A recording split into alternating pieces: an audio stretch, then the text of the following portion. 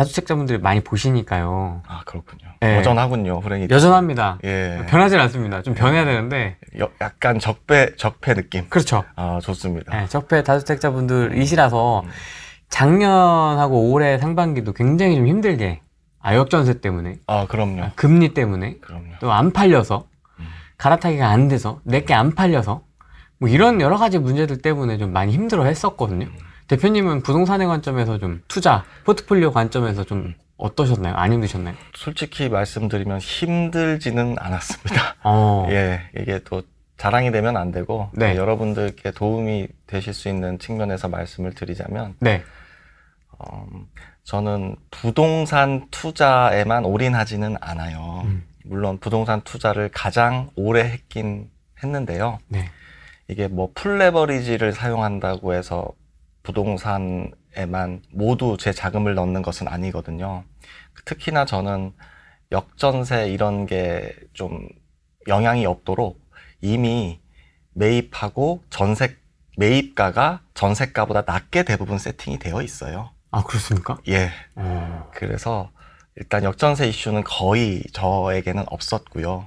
물론 약간 분양권에서는 지금도 속된 말로 물려 있습니다. 예, 분양권은 아직까지 이제 준공이 안 된 상태잖아요. 그쵸. 그래서 이런 프리미엄, 특히 이제 중소도시나 지방 같은 경우는 등락이 심했기 때문에.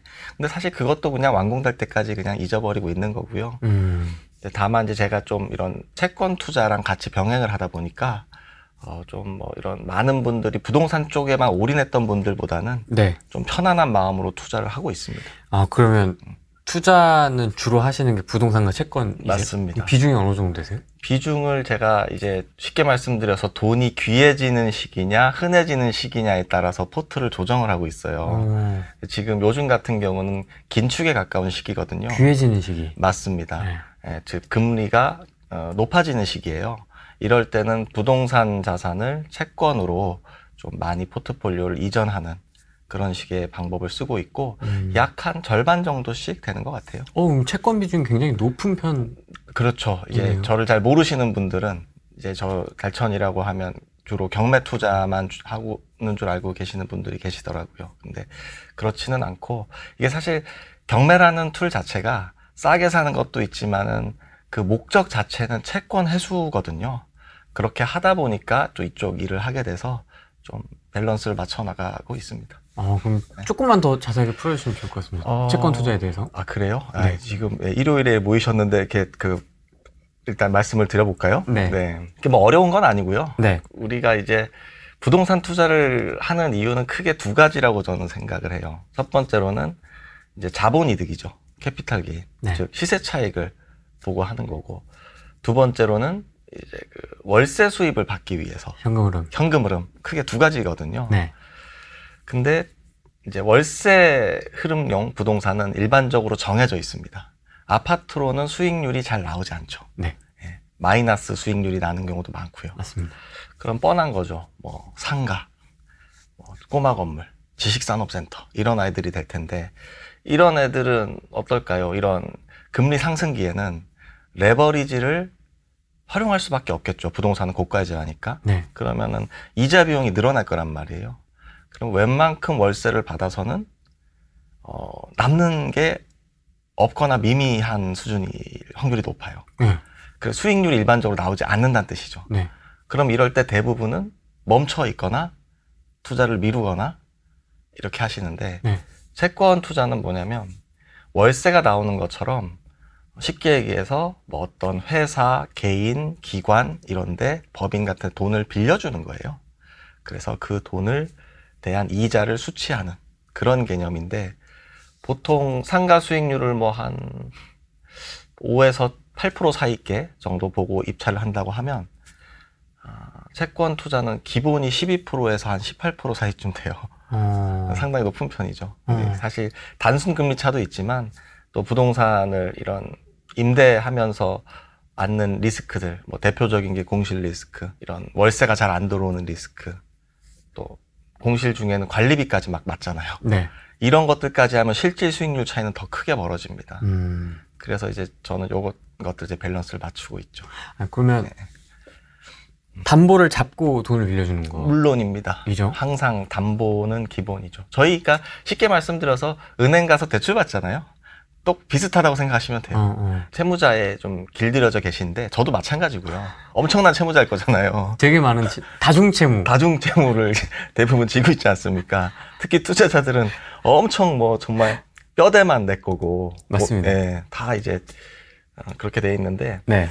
그 내가 이제 채권자가 될 수도 있다는 생각을 해보시면 좋을 것 같아요. 채권자. 예, 물론 그럴 수 있어요. 난 돈이 없는데 지금 내가 무슨 뭐 은행 빚이 얼마인데 이거부터 갚고 해야지 이런 게 아니라 쉽게 말씀드려서 담보가 없어도 돼요. 요즘 신용대출로 예를 들어서 한 3천만 원 정도 직장이 있다고 하면 한 뭐 5% 정도로 빌려요.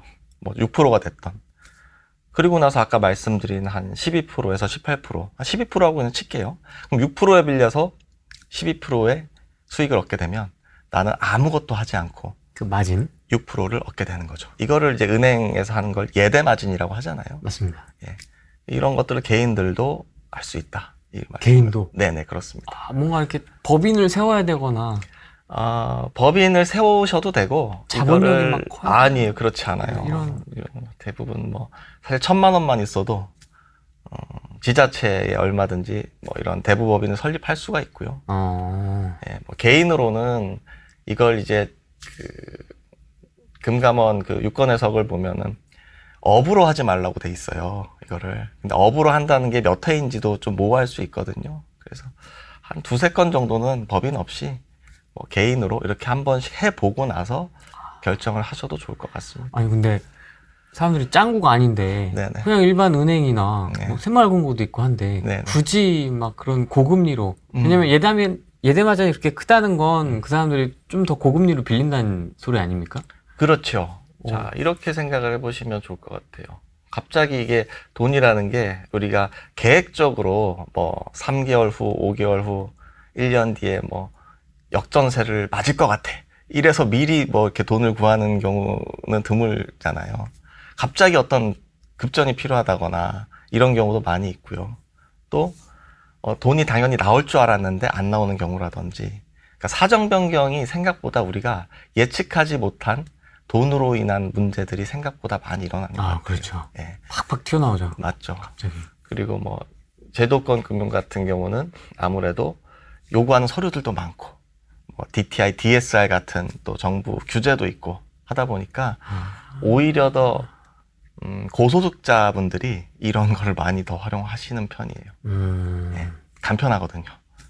그러니까 단기간에, 그렇다고 오래 쓰면 안 되고 좀 단기간에 내가 필요한 정도로만 속된 말로 뭐 불을 끄는 데 쓸 수도 있고 유용하게 쓰고 갖고, 그러니까 서로 윈윈이 될 수 있는 이제 그런 구조가 될 수 있습니다. 그런 긴축의 분위기, 금리가 올라가는 분위기에서도 그런 높은 금리를 쓰는 수요는 있다는 거죠. 지금도 어마어마하죠.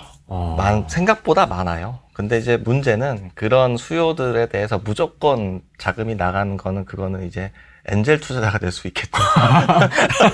회수가 안 돼. 네, 회수가 안 돼. 그냥 그런 차라리 뭐 보육원이나 그냥 이런 데 기부를 하시는 게 낫겠죠. 그것보다는 대부분 투자자분들이 이 담보가치 파악을 잘 하시잖아요. 얼마인지 알아야지 사는 거니까. 그래서 그런 것들과 연결이 돼 있다, 이렇게 보실 수 있습니다. 주로 아파트만 빌려주시나요? 뭐 어떤 기준이 있으세요? 저희는 뭐 가리지 않아요. 아파트, 뭐 토지, 건물, 뭐 심지어는 미술품, 뭐 매출 채권 뭐 다 하고 있어요. 어쨌든 뭐 담보의 가치 평가가 가능하다면 것들이라면 네네. 뭐든지 다 맞습니다. 담보로 잡을 수 있으니까. 맞아요. 그래서 그거를 좀 지금은 어쨌든 수축기이기 때문에 굳이 막 그 풀레버리지를 써서 할 시기는 저는 아니라고 보거든요. 특히 초보자분들이라면. 근데 이 시기에도 열심히 뭐 핵심지에 또 건물을 매입하러 다니시는 분들도 있어요. 금리 시장과는 전혀 다르게 움직이는 시장들. 네. 그런 게 좀 구분돼서 생각하셔야 될 것 같아요. 그럼 어떻게 보면 대표님만의 어떤 세컨드, 네. 부동산이 좀 뭔가 시장이 버벅될 때는 네. 나는 채권 투자 쪽으로 조금 더 비중을 맞습니다. 실어서 이렇게 하고 이렇게 네. 갔다리 하면서 네, 맞아요. 이렇게 하네요. 네, 맞아요. 그러니까 지금 뭐 그 이자 내기 힘들어서 사람들이 막 N잡이네, 네. 뭐 부업을 한 해 만에 스마트 스토어를 한 해 만에 막 이러고 있는데 대표님은 이제 채권 쪽으로. 제가 그런 능력이 없어서 그래요, 저는. 저는 귀찮은 거를 잘 못해요. 안 어울립니다. 스마트 스토어 뭐 짜잘하게 막 이거 네, 뭐. 맞아요. 그죠? 네. 그런 거를 제가 잘할 수 있으면 저도 하겠는데, 네. 네, 저는 좀 귀찮은 걸 워낙 싫어해서 그냥 시스템을 만들어 놓고, 제가 언제든지 이 전환이 가능한 거를 좋아해요. 물론 근데 그런 무자본 창업을 해서 뭐 인형 눈을 붙이는 것도 좋고, 누구는 뭐 1시간에 10개를 붙이는데 내가 시스템에서 4,000개를 붙일 수 있다. 뭐 그런 거 좋은 것 같아요. 계속해서 뭐 공간 대여업도 좋고, 뭐 요즘 에어비앤비 이런 것들 뭐 달동네에 막 그 말도 안 되는 월세 막 20만 원, 25만 원 정도 주고, 뭐 고기 정도 이렇게 구워 먹을 수 있게 해놓고, 뭐 1박에 뭐 20만 원씩 받는다든지, 뭐 되게 그 자신만의 어떤 그 가공할 수 있는 아이템이 있으면 뭐라도 저는 좋다고 생각을 합니다. 실제로 그렇게 하시는 분이 있나 보죠? 예, 있어서 말씀을 드렸습니다. 오, 달동네에다가. 네, 그러니까 이게 보통은 부동산은 소유함으로써 활용할 수 있는 그런 이제 툴들이 많은데, 임대를 해서 이제 돈들이 부족하니까 보증금 막 300에 얼마 뭐 이런 걸, 그러니까 초기 비용을 최소화하는 게 일단은 중요할 것 같아요. 왜냐면 혹시 잘못돼도 데미지가 크게 안 와야 되거든요. 예. 그렇게 해서 이제 거기다 좀 예쁘게 내가 어떤 뭐 인테리어적 감각이 있다든지 이렇게 해서 주말만 받아도 뭐 괜찮다고 하시더라고요. 어떤 아이디어의 차원에서 좀 네. 이런저런 질문을 제가 좀 막 이렇게 드린 겁니다. 지금 채권 얘기했다가 그렇죠. 부동산 얘기 안 하고 왜 엉뚱한 얘기 하나 네, 맞아요. 이러실 수도 있는데 뭐 채권 얘기도 했다가 지금 뭐 엔잡 얘기도 했다가 하는 이유가 여러분들 지금 그 현금 흐름에 관심이 되게 많다는 걸 제가 알고 있기 때문에 그렇군요. 이리저리 지금 질문을 한번 드려본 겁니다.